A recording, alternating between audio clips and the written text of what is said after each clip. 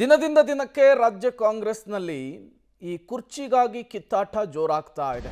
ಈ ಸಂದರ್ಭದಲ್ಲಿ ಒಬ್ಬೊಬ್ಬ ಶ್ರೀಗಳು ಕೊಡ್ತಾ ಇರುವಂತಹ ಹೇಳಿಕೆ ಸಂಚಲನವನ್ನು ಸೃಷ್ಟಿಸ್ತಾ ಇದೆ.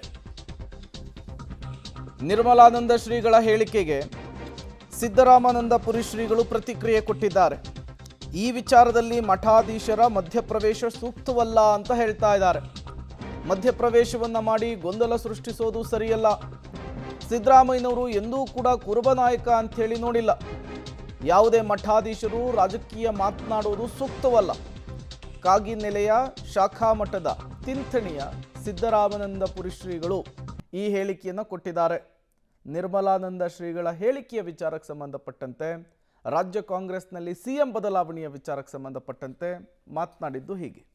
ಕುರುಬ ಸಮುದಾಯದ ಸ್ವಾಮೀಜಿ ಇದ್ದಾಳೆ, ಅವ್ರನ್ನ ಮಾತಾಡಿಸ್ತೇನೆ. ಇವತ್ತು ಅಚ್ಚರಿ ಬೆಳವಣಿಗೆ ಆಗಿರುವಂಥದ್ದು. ಆದರೆ ಏನು ನಿರ್ಮಲಾನಂದ ಸ್ವಾಮೀಜಿಗಳು ಡಿ.ಕೆ. ಶಿವಕುಮಾರ್ ಅವರು ಸಿಎಂ ಆಗಬೇಕು ಅನ್ನೋ ಮಾತನ್ನು ಹೇಳಿದ್ದಾರೆ. ಇದನ್ನು ಕುರುಬ ಸಮುದಾಯ ಸ್ವಾಮೀಜಿಯಾಗಿ ನೀವು ಯಾವ ರೀತಿ ಪ್ರತಿಕ್ರಿಯೆ? ನಮ್ಮ ಮಠ ಕುರುಬ ಸಮುದಾಯವನ್ನು ಅಷ್ಟೇ ಪ್ರತಿನಿಧಿಸಿಲ್ಲ, ಸಮಸ್ತ ಧಾರ್ಮಿಕ ಸಾಮಾಜಿಕ ಅನ್ಯಾಯಕ್ಕೆ ಒಳಗಾದಂತಹ ಸಮುದಾಯಗಳನ್ನು ಪ್ರತಿನಿಧಿಸುತ್ತೆ. ಹಾಗಾಗಿ ಒಕ್ಕಲಿಗ ಕುರುಬ ಅನ್ನೋದು ಪ್ರಶ್ನೆ ಅಲ್ಲ. ಇಲ್ಲಿ ಆ ಪಕ್ಷ ಅವರ ಹೈಕಮಾಂಡ್ ಇದೆ, ಅದು ಅವರನ್ನು ನಿರ್ಧರಿಸ್ತಾರೆ. ಸ್ವಾಮೀಜಿಗಳು ಜಾತಿ ಹಿನ್ನೆಲೆಯಲ್ಲಿ ರಾಜಕೀಯವಾಗಿ ಮಾತಾಡ್ತಕ್ಕಂಥದ್ದು ಧಾರ್ಮಿಕ ರಂಗಕ್ಕೆ ಅವಮಾನ ಮಾಡ್ದಂಗೆ ಅಂತಂದ್ಬಿಟ್ಟು ಈ ಸಂದರ್ಭದಲ್ಲಿ ಹೇಳೋದಕ್ಕೆ ಬಯಸ್ತೀನಿ.